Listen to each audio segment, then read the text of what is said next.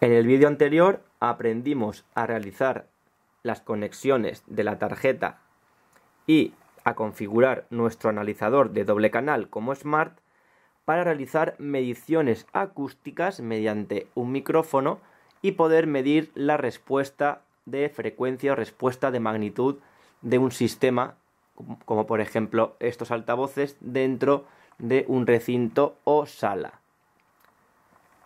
Si recordamos, en el vídeo anterior medimos esta respuesta sin sincronizar la señal de referencia.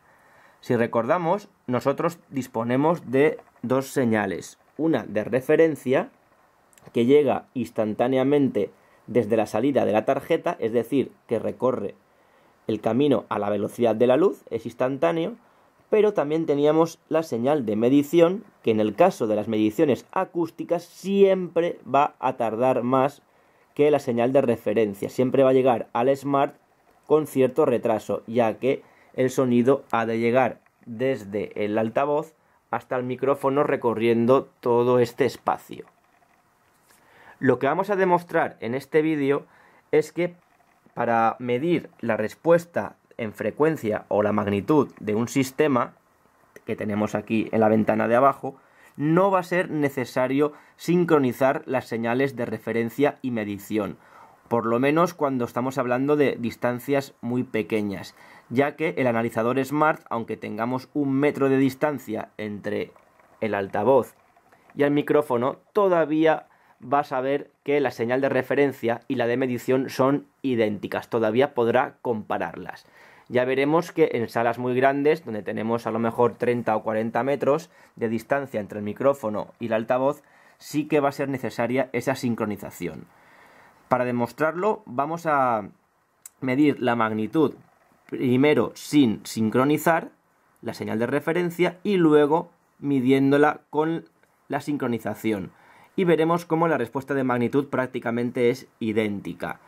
Lo primero que vamos a hacer es configurar la medición de la distancia y del tiempo cuando sincronicemos. Para ello nos iremos a la pestaña Options General y aquí abajo, donde nos pone Speed of Sound, velocidad del sonido, le diremos que nos lo mida en metros y la temperatura en Celsius. Es importante poner la temperatura a la que vamos a realizar la medición acústica, ya que sabemos que cuanto mayor sea la temperatura, el sonido viaja más rápido.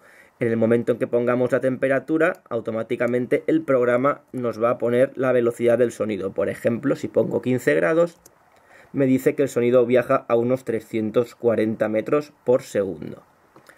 Le damos ya a OK. Y vamos a realizar la primera medición sin sincronizar la señal de referencia con la de medición. Por tanto, le damos aquí a Pink Noise.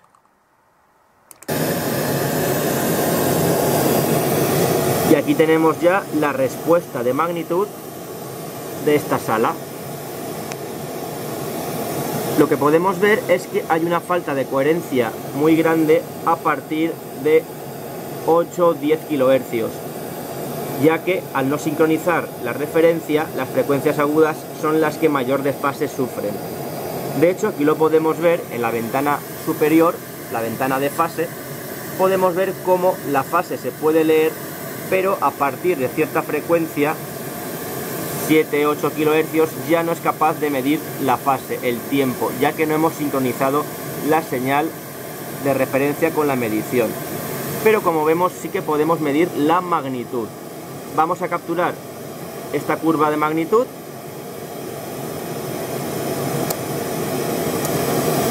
y ahora vamos a realizar la sincronización y vamos a ver si la curva de magnitud se mantiene igual o difiere.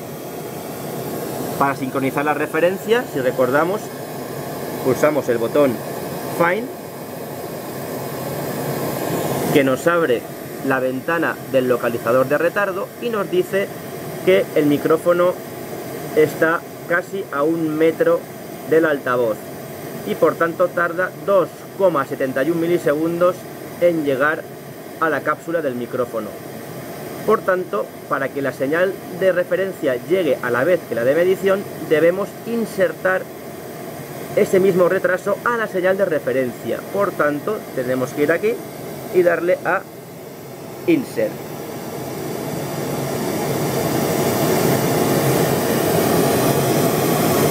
Si nos fijamos, nos daremos cuenta que la curva de magnitud es exactamente igual que la que teníamos antes de sincronizar. Voy a callarme un momento y vamos a ver cómo es idéntica.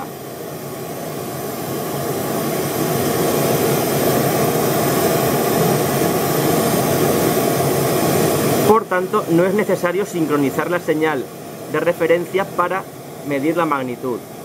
Sin embargo, podemos observar dos cosas. La primera es que la coherencia a partir de 8 kHz ya ha subido, ya tenemos coherencia, ya tenemos una medición más fiable, como vamos a ver, de la fase. Y de hecho, aquí arriba podemos ver que tenemos en la curva verde de fase que está sincronizada con la señal de medición. Concretamente, la señal de referencia se ha sincronizado con la de medición en las frecuencias más agudas, de donde toma el impulso. Aquí lo podemos ver, son aquellas frecuencias que tenemos con la línea recta de color verde, que podemos ver por aquí y por aquí. Estas frecuencias son las que se ha sincronizado la referencia, de donde ha tomado el impulso. El resto de frecuencias inferiores, como vemos, van retrasadas, ya que tienen pendiente descendente. Por tanto, donde veamos que tenemos una línea más o menos recta, es donde se ha sincronizado el impulso. De hecho, vamos a ver que cuando sincronicemos una señal acústica, nunca vamos a conseguir una línea recta como conseguíamos en las mediciones eléctricas. ¿Esto por qué es? Muy sencillo. En el momento en que realizamos una medición acústica, estamos pasando la señal por una caja de altavoces. Esta caja de altavoces tiene su propia carta de identificación, su propia huella.